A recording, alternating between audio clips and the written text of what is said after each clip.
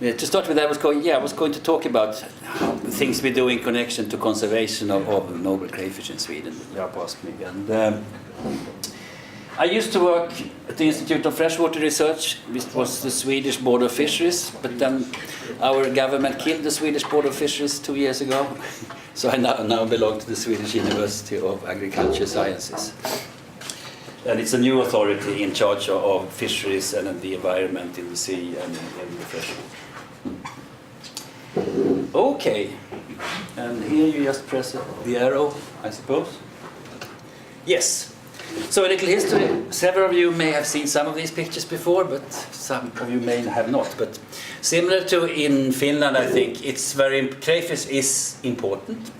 We eat between 4 and 5 million kilos every year in Sweden. I don't know exactly how much you eat in Finland, but that's half a kilo per person a year in these crayfish parties. The main thing is the Chinese Procambarus clarkii frozen in 1 kilo cartons. That's about 2 to 3.5 million kilos. But then, according to very unsure figures, we also take up 1,500,000 kilos a year from lakes and rivers, and that's actually a wholesale value of about 30 million euro. It's a lot. And to start with, it's mainly the south of Sweden, and as I will show later also, it's the bulk of the kilos is signal crayfish in the south, has been so far. And the commercial fishery is about 10% of this, maybe, the licensed commercial fishery in the 4 largest lakes. The rest is by hundreds of thousands of people in small lakes and rivers all around the countryside, people with the fishing right. So the tradition is quite strong nowadays with crayfish and crayfishery, and it's strong. This is a picture from 1912 when they're fishing with this kind of, what do you call it, seine net? Dip net, sorry. But I mean, it's mainly traps and so on that are used. And we checked this yesterday. Sweden has about 100,000 sort of lakes above 1 hectare. And it's actually, the number is slightly higher than Finland's, but Finland has much more surface area. And much more of these, what do you call the small ones? Ponds. Yeah, ponds, but in Finnish. Lampi. Lampi, okay, yes. Anyway, and most of this, apart from in the four largest lakes, the fishing right belongs to the owner of the fishing right, and that's usually the landowner. It can be many people, it can be a forest company, it can be the church, it can be the municipality, the commune, and so on. And usually it's shared among many people in quite a complicated fashion. Some may have only a sort of 0.5% of the fishing right, and a big forest company can have half of it in the lake. But they have to try to agree and form associations. But in the 5 largest lakes, actually, we have state-controlled fishery, 300 meters out from the shore. Because even in these lakes, along the shore, the fishing right belongs usually to like the landowners around. But then the state controls the fishery in like these 5 largest ones, and we don't have any crayfish in the 5th one, which is Lake Storsjön up in Jämtland, Norrland. And there's only illegal signal crayfish up in that lake, but no fishery really. So there we have licensed fishermen that fish crayfish. Mälaren, Hjälmaren, Vättern, and Vänern.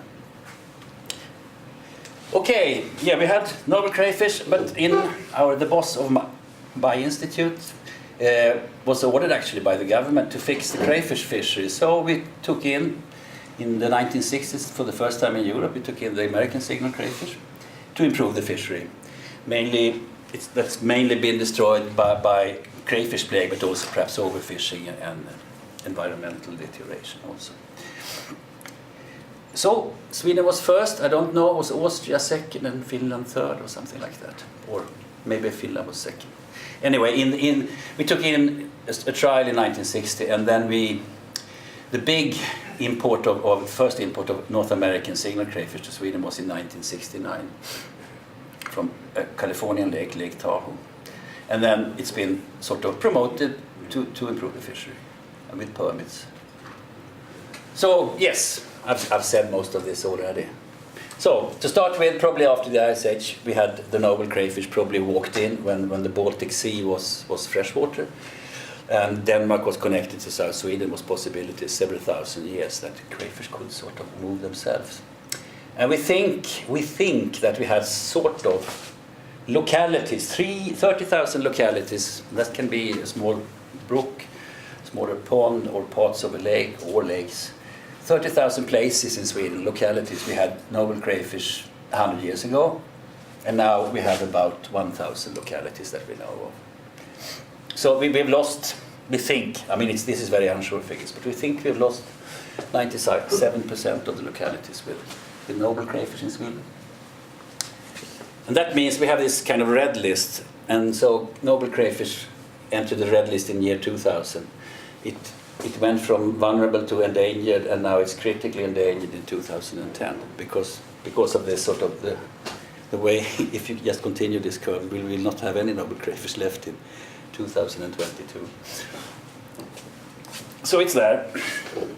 Okay, as I said, this was introduced to improve the fishery. More than 4,000 permits for stocking have been given, mainly in the 70s, the 80s, up till 1994. And with some of the trials in the beginning, that was sort of very promising, good population development and so on. There was many characteristics that looked very positive in the beginning for the signal crayfish.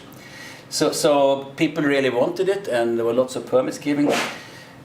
The main reason why it was brought in was that it was supposed to solve the problem with the crayfish plague that we already had in the country. But in the end it turned out that it was actually carrying the plague much more. And that means that for the noble crayfish it's been really, really negative in Sweden, the signal crayfish, because it's worked as a transportation vector of the crayfish plague. We had the disease before, and it was spread before, but the extinction rate has accelerated since we took it in. But nobody knew that in the beginning when we took it in. So it's nothing nobody can be blamed. And the crayfish plague we got in August 1907. It said it came from Finland with a ship of noble crayfish, Rapu, that was going to be sold on the fish market in Stockholm. But they were bad when they arrived, and they were tipped into Lake Mälaren. That's the story. And that lake, which is the third largest lake in Sweden, was all the noble crayfish were dead that year. The next year, really the best crayfish lake in Sweden. There are many best crayfish lakes, but Lake Hjälmaren was destroyed, and since then we've had the disease. But it was Swedish people that imported it, so we don't blame the Finnish for this. But if they had thrown the crayfish on the other side, this is in Stockholm, we have the locks, you have Lake Mälaren on this side and you have the Baltic Sea on the other side. If they walked 200 meters away and put them out on the other side of these locks, we wouldn't have had the crayfish plague at that time. In September 1907, there was a new legislation stopping all import. There was a lot of trade between Finland and Sweden in both directions, and also from Finland and Sweden down to the continent, like France, Germany, the Baltic countries, and so on. But the trade was stopped in September 1907, and then it was too late. Legislation sometimes is a bit slow. This is the picture we have of localities. I say localities because that's what we have, that's the kind of data we have. In 2009, actually, the picture is more or less similar now. Perhaps I should have had more recent maps. But if you look here, these blue dots on this map here, it's localities where we know that in the last 10 to 15 years, somebody has seen one noble crayfish. This does not mean good, productive fishery. It just means a locality with a coordinate. So in many cases, it's because people have been electrofishing to check for salmonid fish, and they've found one or two, and then you get a dot on the map. Very few of these dots are a good noble crayfish fishery. When you get up here, it's actually, in many cases, it can be quite a good fishery, but and on the island of Gotland and so on. But this does not mean fantastic. It looks fantastically and okay, but if you look at the catch, it's sort of nothing. And they have decreased by 500 localities in only 8 years, the number of points that we have. And here we have the signal crayfish localities. It's 4,000 at that time. It's probably 4,500 by now. As you see here, it's quite a good coverage of signal crayfish localities in the south. These 2 dots on the island of Gotland have been exterminated actually, so we don't have signal crayfish today on the island of Gotland. How, by the way? Eh? How? How? I'll come to this. I'll come to this. But anyway, so since these carry the crayfish plague, for practical purpose, we say that signal crayfish do carry the crayfish plague. Even if it's theoretically possible that you have a population that doesn't carry it. But in practical use, we say that. And so if these mainly carry the crayfish plague and you realize these die from the crayfish plague, the situation in the south of Sweden for the noble crayfish is not very good. We have them on localities, but not really. And then another thing, you have dots up here. That's in Umeälven, and here you have Hammerdalssjön, here you have Storsjön. And all these dots, and most of these dots here, are populations that exist not because of permits, but because somebody has been carrying a bucket with signal crayfish. Many of the dots down here, the same thing on the island of Gotland also. So there have been sort of, over the years, starting from like 1970, there have been different rules on where you were supposed to give permits and so on. It's changed a bit. But since, more or less, since 1994, no permits have been given for new places in Sweden. And this is just an example here. For example, five signal crayfish were found in this Fågelsjön here, close to Gäddede. And actually, just a month ago, just 30-40 kilometers to the west of here in Norway, they found signal crayfish on the Norwegian side, also up in Nord-Trøndelag. Norway never took signal crayfish in sort of officially or on purpose. They have it now in several places.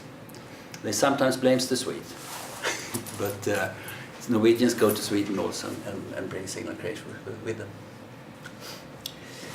This is another, this is a picture, this is number, I think like here, if crayfish plague strikes a lake or a river, the authority, like here it's what you call it, the county administration, can impose some kind of plague-struck declaration or something like that. In Sweden we've had it anyway, starting already in like 1910 actually, and that means you're not allowed to move crayfish, you're not allowed to move gear, you're not allowed to move fish and so on, to stop the spreading, and this was before also.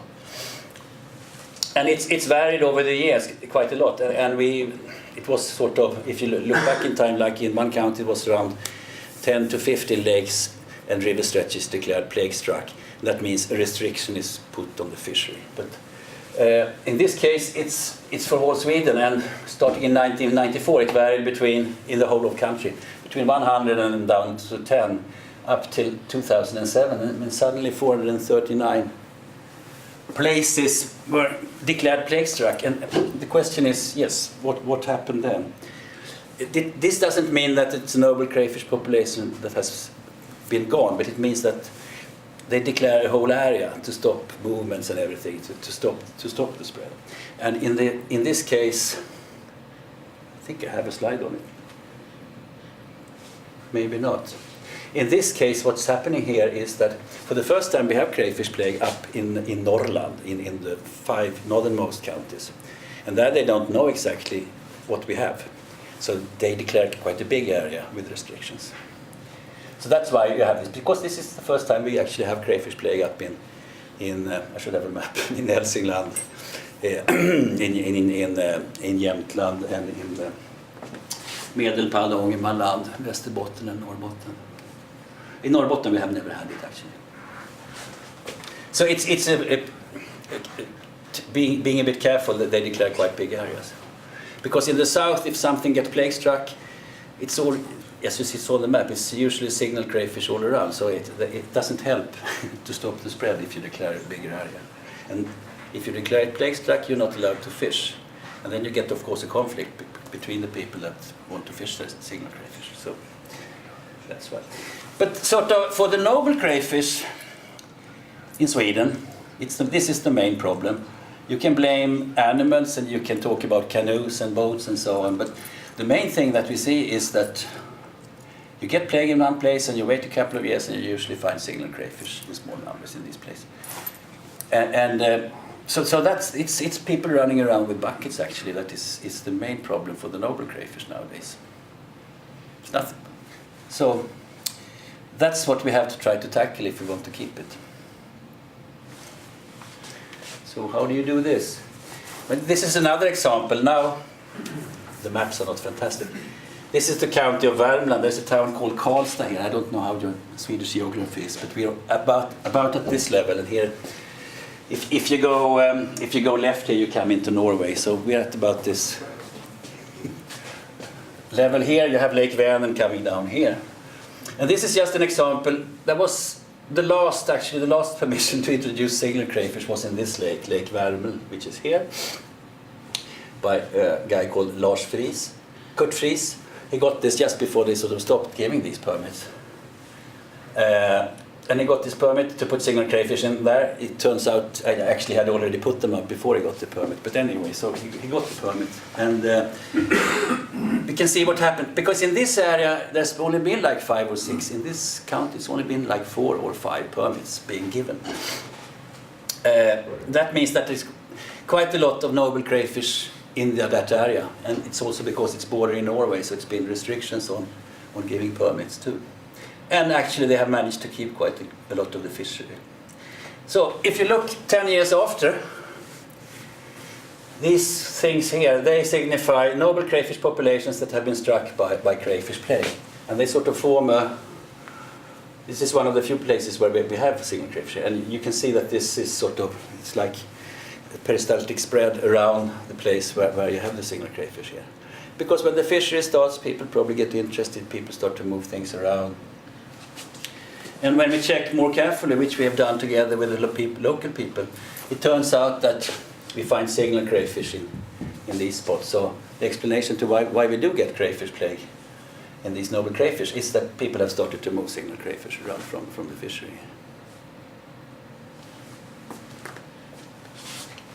Because in many of these cases, it's not, I mean, we have calculated the distance between one of these places and the other one, and they don't walk so far, so they wouldn't walk themselves so far, really.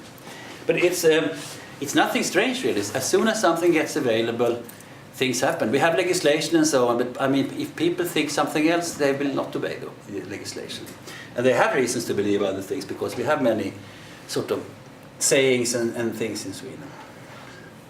So, yeah, is this a serious problem? Well, this is, again, we did a survey together with Hushållningssällskapet, which is the rural, I don't know what the name would be in English. It's an association for forestry and fishery, sort of it's not a state thing. But they have a lot of local connections when it comes to forestry, fisheries and hunting. So this is the number, 94 cases of signal crayfish being discovered in these two counties, Dalsland and Värmland, over 6 years. And that's the only the ones that we discovered. And in some of these cases, they have had the possibility to move it. In like 90 to 95% of the cases, it's too far for them to take this distance. So again, it's sort of the buckets. And in many times actually, that's the sad part. In many times, it's been in waters where we still have noble crayfish and noble crayfish fishery. Or restoration programs have been started. Yes, I've already said what this is all about. Why do we get many 100% more river stretches and lakes declared plague strike? It's because the crayfish plague is now up in Norrland in Sweden. Okay, so why do people carry the bucket? That sort of must have some motivation. It's not just for fun. So there must be some reason behind. Well, to start with, that's what everybody wants. They want a better fishery.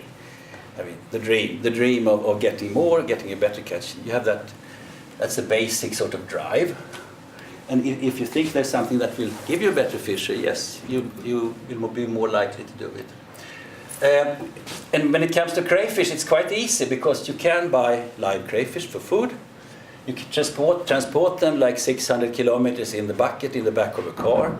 and they survive this, and it's easy to put them out later on. And perhaps you didn't want to do this in the beginning, but once you're boiling your crayfish that you bought to eat, there are a few small ones, and then you think, well, not so much to eat, perhaps I can put them out by my summer house instead.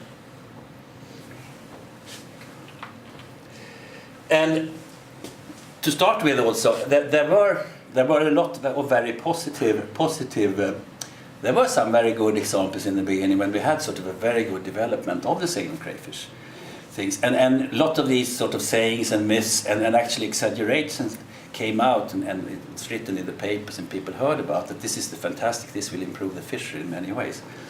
And so, yes, exaggerated expectations that this would give a better fishery than the noble crayfish did before. That's the way it was in Sweden anyway.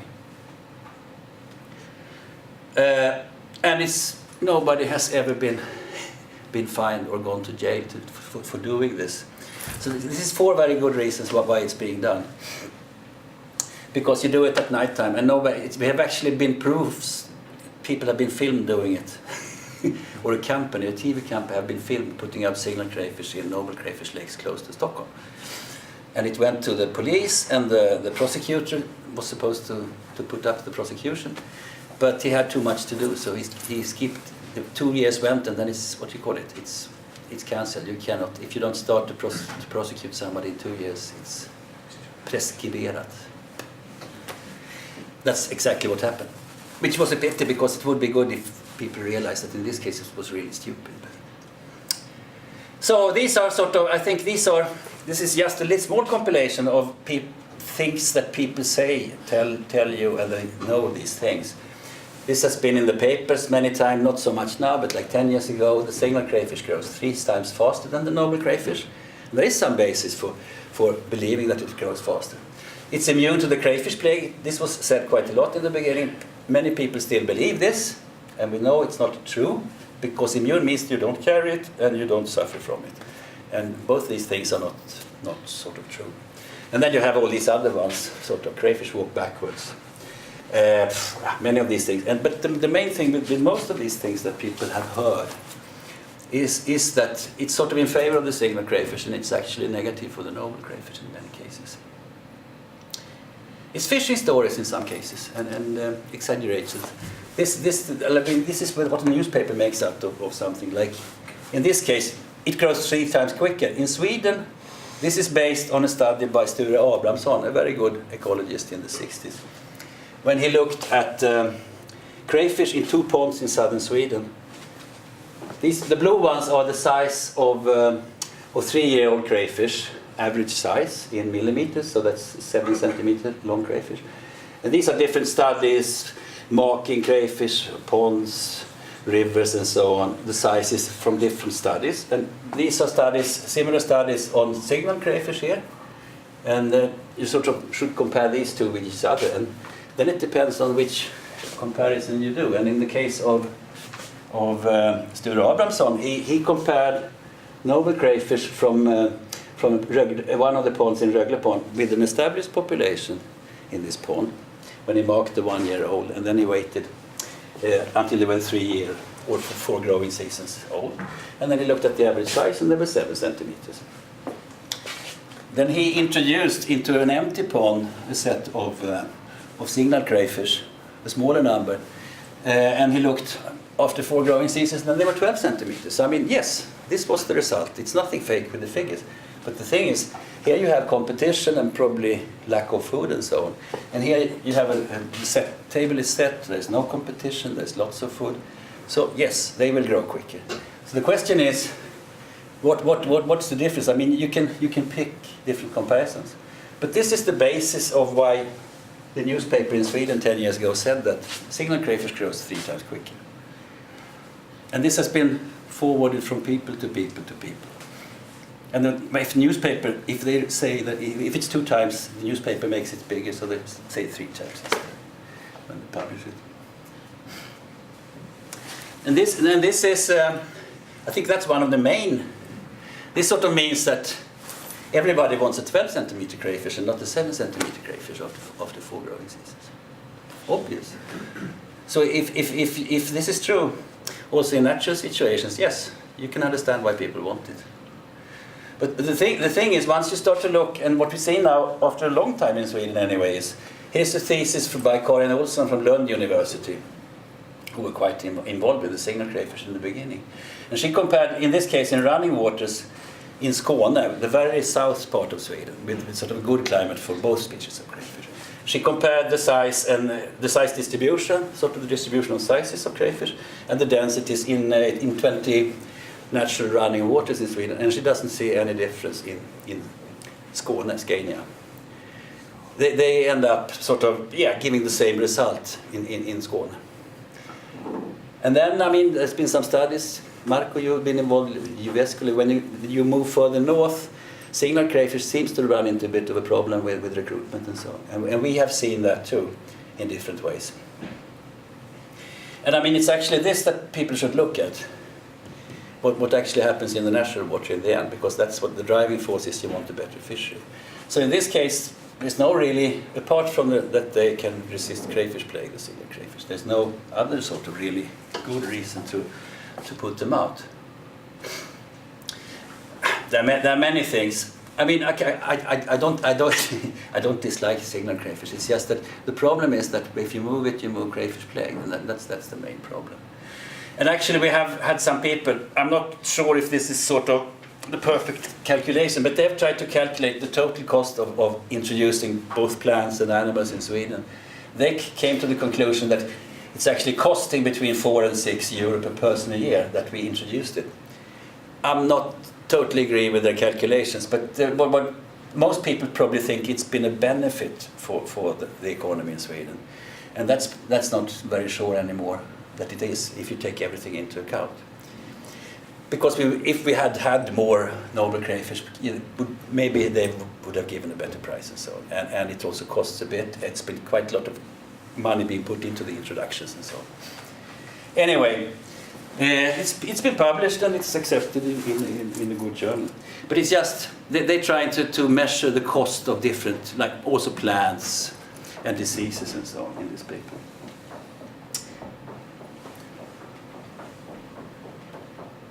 So, well, anyway, sort of, most of these things that is said is either exaggerated, so it's sort of 2 times gets to be 3 times, and some things are actually totally wrong of most of these statements. And we've actually have a list now of 25 of these statements. Some are just a bit funny and a bit stupid, but some are sort of more difficult. Okay, anyway, yes, we have signal crayfish and we have noble crayfish, and in the middle, because of this development of the signal crayfish populations going down, an action plan was produced in 1991 to preserve the noble crayfish. This has been running, and it ran up till, these are the 2 main sort of threats in that program. And then we had a revised action plan starting in 2008. And it's quite similar in like the threats, you list the threats. And some more actually may come to this. The World Wildlife Fund is actually a problem for us when we try to preserve the noble crayfish. I can tell you why, because they have a very fundamentalistic view. So they say that if an animal is red listed or a plant, you're not allowed to touch it. And we think the main thing you could do for noble crayfish in Sweden is to let people fish it and have fun with it, because then they want to keep it. And when they go out and say this, people don't.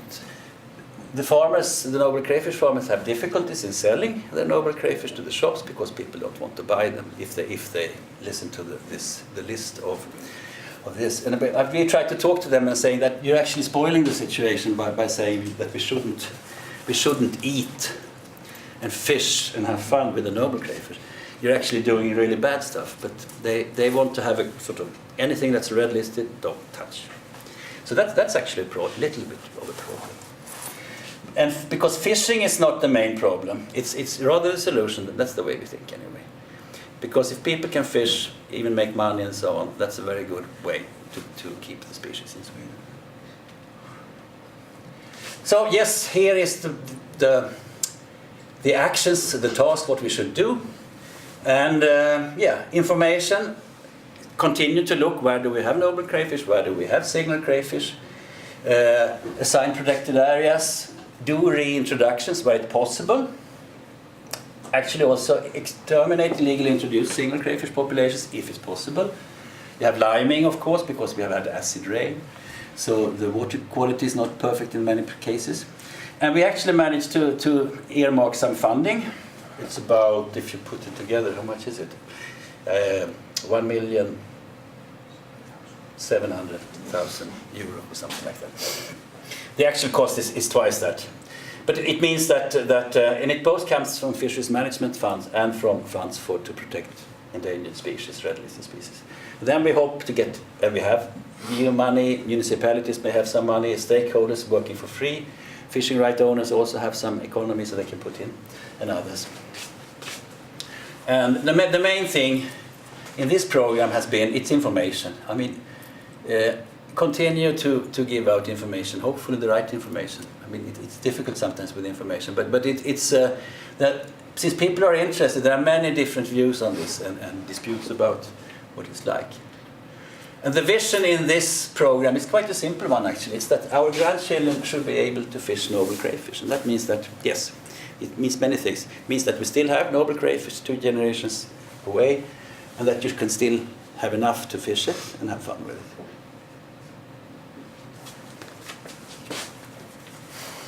We have launched different information campaigns. One called the Crayfish Mythbusters, where we produced these fantastic hats. And we had TV things on something. We have something called Anslagstavlan, which is the authorities giving out information to the people, tell them, don't do this, do that. And you can put this out on Swedish TV. We bought commercial radio. We put information on milk packages, things like that, small pamphlets and these kind of things. These are the small leaflets, 80,000 distributed in different ways. The hats were distributed too for free. And we have this homepage called the Crayfish Mythbusters, where we list the myths, so to say, the 2021 most common ones. When I started to work with this, I worked mainly with signal crayfish for the first 10 years. But when you went out, everybody, you hear the same sort of, you could hear repetitions of this same sayings all the time. Anyway, this has worked fine. But when we launched it in 2006, we had 30,000 hits the first month, which is a lot on the homepage. It's much less now, but we are updating it. Yeah, that's the guide thing. Okay, and what information do we give out? Well, actually, to the benefit of the noble crayfish, it is if the signal crayfish is not doing fantastic. It's actually good for the conservation and preservation in a way. If people understand this information, because then it's not so. They may not want so much to put out. And this is Lake Mälaren, where Stockholm, that runs out through Stockholm into the Baltic. And this is one fisherman, Roland Widlund, commercial fisherman in Lake Mälaren. This is his catch. I mean, Lake Mälaren was started to be stocked in 1969 over here. And this is in kilos how much he's catching in the different years. And it gives this, the picture you usually get. I mean, sort of at first, it takes a long time before it gets started, and then you get an accelerated build-up of the population. And it seems to level out. But in this case, it actually started to level down again really heavily. And we still have this situation. Our institute sits there. We fished this summer, 200 trap nights, we got 5 single crayfish. So this, it's a development we're seeing in some of the places now after 40, 50, about 60 years now, of single crayfish, that the catch goes down. Lake Vättern is the second largest, a very narrow, long lake in the middle of Sweden. And that's 95% of the income in 2008 was from signal crayfish fishery, commercial signal crayfish fishery. They took up about 150 metric tons. And then, but then if you look a couple of years later, this case is up to 2011. We're down on 85 tons here. And yes, people are sort of, since this is their main income, they're worried about this. It's actually leveled off here. I don't have the figures for 2013. 2012 is about the same level here. So it's, and we have a project that I'm not going to talk about, connected to this, the fishery and the sustainable fishery, trying to understand why this is happening, And I mean, of course, as usual, there are so many explanations. There are overfishing, it's too clean, it's not enough nutrients, it's this and it's that and so on. But you have this picture, not in all lakes, but you have this picture in many lakes. We have compiled the most common explanations, again, that people, they say, well, that's easy. It's because of these things, maybe. That's sort of the negative things that are bringing the population down. Or it could be these things, or it could be these things. So, and most of these, since you work with this, it's quite possible explanations, all of them, but some go contradictory to each other, and some are just more like the mechanism behind, and some is more sort of the long-term thing, the climate thing perhaps, will have an effect on the acute crayfish plague or the diseases and so on. But it's a big mixture, and this is people are fighting on what is the reason for these declines and so on. And this is the whole compilation. It's not the whole. We have more of these. And we worked with these so-called collapsed lakes, where the fish has gone down really heavily. And we don't have any fantastic, perfect explanation. We will have a conference in 2 weeks in Sweden, where we shall deliver the results of this project. And we have a couple of things, but what we have been able to do is to take away some of these. We can cross over many of these things because we've looked for this quick temperature drop in 2002, for example, that many people are talking about. We have looked at eel, we have looked at predatory fish and so on. So we can sort of cross out, but we still have too many explanations left. Because we're looking for something in general. It may be quite possible that in some of these lakes where we see this happening, it can be insecticides, for example. But we want a general explanation because to be able to understand this. And we don't really yet. Okay, again, we have looked as similar to what's been done here in Finland. We had a program called Aqualians. And again, we see that in this case, it's the 154 first waters that got signaled crayfish in Sweden. And then we look with monitoring later on in two regions, south region here and the region which is, this is Siljan, so this is, here you have Gästrikland, Uppland, sort of here in Stockholm.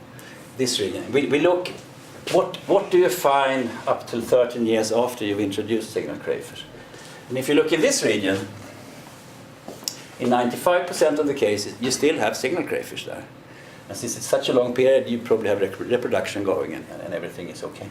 But if you look in this region here in Sweden, you don't get any, after 13 years, you only get any signaled crayfish in 13% of the cases. So these introductions up here haven't really been successful. I mean, some have, a few. You have populations here. You have fish here, some of the population.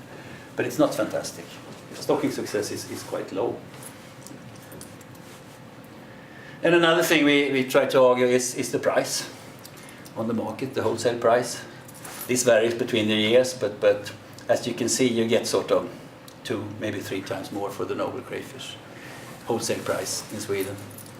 Especially since the big fishery started in Lake Hjälmaren and Lake Vättern, there's quite a lot of signaled crayfish being sold and commercially sold on. That is also registered, because most of the crayfish in Sweden, a lot of the crayfish is sold without receipts also. It doesn't pass the shop so much. And if a farmer or a place, if you can sell noble crayfish for stocking purposes after liming programs, you actually get incredible amount of money per kilo. But it's because they're so small when you stock. So this is a farm. A noble crayfish farm is actually nowadays it's sort of the most economically best thing to do if you want to start a farm. And we don't have very many signaled crayfish farms in Sweden anymore, both for the reason that the price is low and also that the price of the naturally harvested crayfish is so low.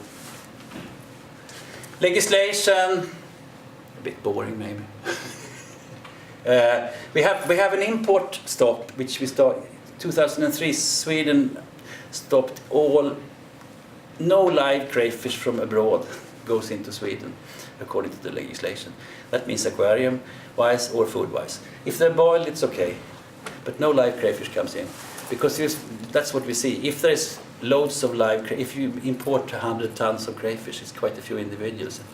Some may walk away and some may be put outside.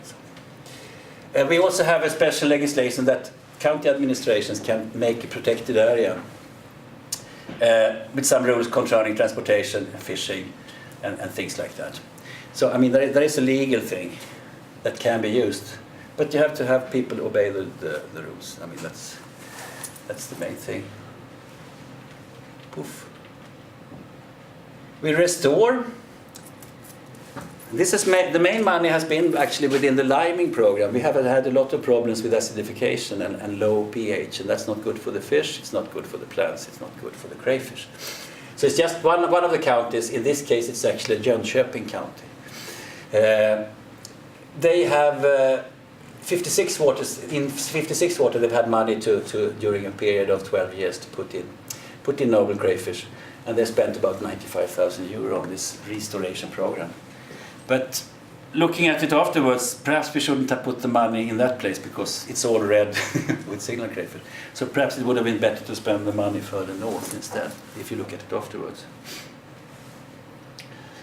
Because, I mean, this is the main thing. It's no use to put noble crayfish out if you have signal crayfish there. And so that we have made some kind of map where we think, okay, don't kill the last ones down here, but perhaps don't spend too much effort down here. Here it's actually, we still have quite a lot of noble crayfish populations with the fishery possible to go on, and not so much signal crayfish up here. So here perhaps, yes, put some effort here. And at the moment, this part and the island of Gotland has the best prospects. But also, if you go up here, the worst climate. So there's a negative thing in the north for any kind of crayfish. Also together, here we have it. The Swedish Rural Economy and Agriculture Societies, that's the organization, Hushållningssällskapet. We have worked a lot. This is again Lake Vänern, here you have Norway, this is Värmland, and this is actually Dalsland, so it's bordering Norway. They have noble crayfish and noble crayfish fishery, and in this part we've had it also. And so it's been a lot of work over the borders together with the Norwegians, and Thomas Jansson has been working with this for like 10 years in charge of this program, doing fantastic work, and have managed to get the fishing right owners with them. So they actually want, because they thought, well, we've heard that it's impossible to have noble crayfish, but you try to convince them, well, since you don't have signal crayfish here, you can sort of, you're allowed to fish it. You're allowed to fish it, fantastic. So people get happy, and you can even get some money maybe and some help to do this, and people get even more happy. So this is locally firmly standing on, the people want this there, because otherwise it's impossible. So in this case, we would need more Thomas Janssons all around Sweden, especially in the north, to be able, if we wanted to keep it. And you produce these kind of small leaflets. This you can find on the petrol station. It's just a one page. You can turn it over. Explains what it looks like, what you have, the problems, what you do if you find something, if something happens. And then there's of course a 30-page plan, but people usually don't want to read big plans. So this you find at the shop, at the petrol station, at the place where you go to swim. So easy, short information, and so that everybody knows what's going on. Because that's usually, if everybody doesn't know it, it's very easy to get the whole thing destroyed. So it's sort of some kind of conclusions. Get your priorities right. It's the way we think in Sweden anyway. Stop the bucket carriers. Because it's actually quite good information now that we have the signal crayfish where it is, but in new places they're not going to give a better fishery. If you want to do something more, check if signals are present, and I'll just come to this. Try to take them away if it's possible. Usually it's not. And then restore. So, I mean, this is the main thing. If people want crayfish parties, let them have noble crayfish parties. That's the way to go. And so, okay, in practice, what do we do more in practice? Again, Lake Vänern, Värmland. A very big lake called Stora Le, here is Norway. This lake actually extends into Norway, and somebody here in Nessemark, somebody put out a bucket of signal crayfish in this lake, probably 20-25 years ago. Nobody has said that they did it, but we think it's about that time. So actually now we have signal crayfish. We're following the fronts, the spread of signal crayfish here. But I mean, they never had a fantastic noble crayfish fishery, so it's not so important maybe. But if you look in the surrounding area, you have about 80 small populations of noble crayfish in the surrounding area. So that's actually what we're trying to keep. And on the Norwegian side, same thing. So when you get this kind of situation, what should you do? If you find signal crayfish in the wrong place close to noble crayfish, what should you do? Well, some people think perhaps you can get rid of them by fishing. It doesn't seem to work very well when they're in this phase of building up. Maybe if you're there just 2 weeks after somebody emptied the bucket, you may be able to take them out. But once you started to have an established population, it's difficult. In the north, perhaps you should wait 20 years, because if the reproduction fails, they get very old, but once they're dead, you're rid of them. But that takes too long time. So what they've done in several places, they've used lime. I think it's called slaked lime, slekt kalk. I've tried to find the English word for slekt, because it's not the aggressive kind of lime. But you do a pH shock. And this has been tried successfully and unsuccessfully different times in Sweden, actually. And in this case, we are again over there in Värmland. This is a small river here. Further up here, you've got lakes with a system of lakes with noble crayfish, and then somebody put signal crayfish into these two ponds here. And when they were checking to do something about it here, monitoring, they realized they'd actually started to spread all the way down here. But in this case, the local people they wanted to keep the noble crayfish up there. They were not too keen in this case, because they've had a recent good fishery on the noble crayfish, so they remember this. So this whole thing was treated here with lime in September and October this year. This is just one example. And this is actually a picture from when they've done this before. They've done it 4 or 5 times in this area. They put that lime like this, but it's not very nice, because you breathe it, it's not aggressive, but it floats on the surface. Now they're using watering cans, and they mix up the lime with the water, and then you go and water around the sides of the river and so on. And this is what you look like afterwards if you spread only the powder. And then they started to check, and yes, there was a lot of dead crayfish around. This is what it looked like. So they watered the sides of the river also, or turned over with stones. It's 1.3 kilometers. But they managed to get 20 people out. They managed to get the municipality people to take part in this and put up the money for the lime. They did this treatment 3 times, and as I said, cooperation. So it's local people, it's Thomas Jansson from this rural society, and it's municipalities and everything. The actual cost, because they had people working for the municipality that only get 117 euros an hour. So they've got good cheap labor, together with unpaid helpers. So the actual cost in this case was 2,200 euros. And we don't know, but it looks successful so far. We'll see. It's been tried before, but in many of the occasions when it's been tried before, the problem has been that somebody has already moved signal crayfish further up. That's happened in Scania and in 2 occasions. This has to be checked. But I mean, if you can get sort of this kind of the local authority and the people there to do some of the work, and if they're happy to do it, then it doesn't have to cost so much. If you take in a consultant, you probably pay, 10 times more or something. Or, again, same area, you can construct specially designed barriers or dams. And so, up here is Norway. Here's the border. Up in Norway, they have a very good lake with noble crayfish. And here, the water runs here, down here, and here it goes. Now we're in Sweden, and it continues here, and 200 meters away from here, it runs into a lake. And somebody put signal crayfish in. And the Norwegians were not too happy about this, because it was an open stretch like this. So what to do? Well, they were so keen in Norway that they put up the money to construct this. They made the drawings and managed to get the permits on the Swedish side to do this. Because this is supposed to let the fish pass, because that's sort of the main problem if you make a barrier. Usually take away a barrier to get the fish to go up. In this case you don't want it, because then you may get the crayfish to go up. So in this case you have this kind of thing going over, so when the crayfish tries to climb over this thing, they fall back again, hopefully, if this works. And it's been checked on both sides, and yes, so far they haven't put, this was made, I think it's 8 years ago now. They don't find any signal crayfish further up.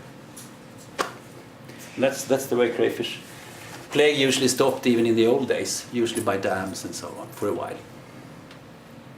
Or like the Norwegians, another Nordic neighbor, they have more money, and in this case they used insect poison in 5 ponds where they found signal crayfish southwest of Oslo. But I mean, they spent 95,000 euro using this poison and consultants and so on. But so insect poison is very efficient, of course, but it kills everything. It kills the bottom fauna, it kills all the food and everything. So it's a very drastic method. But they've done it in 3 places in Norway now. And Marco, you asked about Gotland. They've used the same method on Gotland, actually, insect poison. Because it's no fantastic waters, it's old stone quarries, holes in the ground, water filled. Somebody had put signal crayfish there. And so you don't destroy anything really, and it doesn't run out and destroy the fishery further away. And so they've done this in 3 or 4 places now in the island of Gotland too. And succeeded and have put noble crayfish back. And on Gotland there's about 10 to 12 quite decent crayfish, noble crayfish farms too. So I mean, it's really no use to have signal crayfish now. So again, yes, we have noble crayfish. We should keep it, and as long as people can fish it, I think we can keep it. We have signal crayfish. It's been a catastrophe for the noble crayfish, yes, but and they're not doing fantastic anymore in Sweden. But in those few cases where you can, yes, try to get rid of them. Otherwise, we have to live with it. So then we have these other projects where we try to manage the fishery, and in combination, if you get the trust of people, if you try to get a good fishery going, this kind of information can also be applied to the noble crayfish fishery. Actually, it's general things. How much should you fish? All these basic questions. What's a sustainable fishery? How much do you kill of the whole population by fishing, and how hard should you fish, and all these things. But we don't give any permits to new places in Sweden anyway. So, thank you.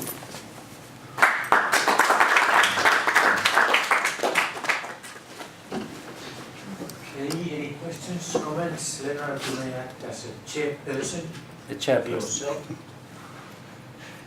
Okay. Okay, thank you, Lennart. I have to go, but thank you very much. We have a lot to learn again, and thank you for your presentation last year.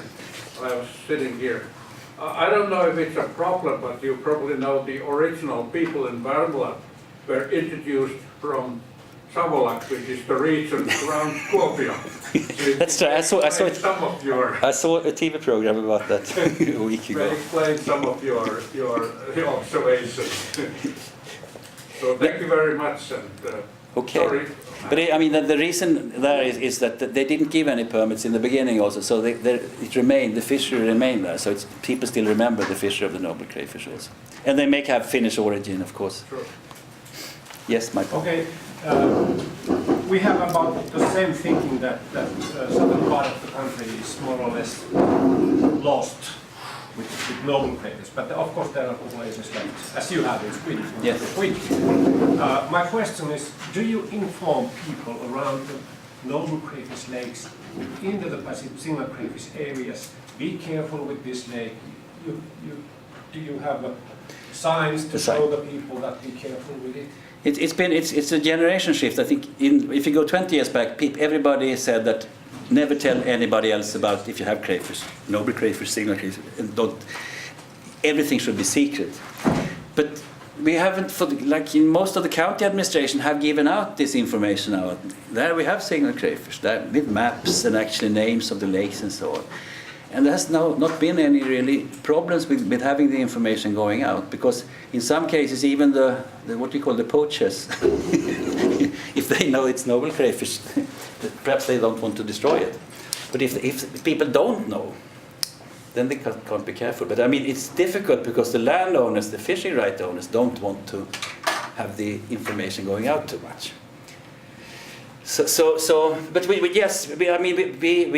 have to give out the information actually. I mean, but so far we do maps, and some landowners tell us, okay, I can give you the information what we have, but never make it public. But I think in most cases nowadays, if there is noble crayfish there, yes, it's information and science and everything. Like in Värmland and Dalsland, yes. And there are lots of pamphlets and lots of this action plan, for example. It's nothing that people read, for fun maybe, but we've distributed it for free to anybody coming to all these meetings. They get it. It's a small cost. In some cases, like one of these lakes over there in Värmland, they estimated that they had spent more or less 1 million Swedish crown totally, work, money, stocking material, and to restock a lake after acidification and liming. And it was nearly starting to produce. They were starting the fishery, and then somebody close to a summer house, single crayfish appeared. The lake is empty, and then they put the price tag on it, 1 million Swedish crowns or 1.2 or something. And then that meant that the police actually took care of it and brought people in and so on. So then it gets out into media, and most people then think it's not just like stealing an apple and so on. I mean, you're actually destroying. If you can put an economic value on a thing that you destroy, then it gets more serious. I think it's changing slowly, but I mean, no, of course, these things remain, and people don't. When we try to say these things, it's negative things. People want to hear positive things. If you do this, you get better fish, and we say if you do that, you get less, and people don't want to hear that. Well, I was asking this because we were discussing about this science. Would they be possible in protecting noble crayfish? As we know with fishery, it's different. We have no fishing science everywhere where we end the reason to protect salmon eat fish, grading, whitefish. But why not with crayfish? It's mysterious thing. No, but it's more. I think it's more in the head of people that you never tell your neighbor how much crayfish you catch. I mean, people were brought up with this. I think that's what in Sweden that's the main reason. But it's changing now because lots of science are produced and all these things are sort of coming out.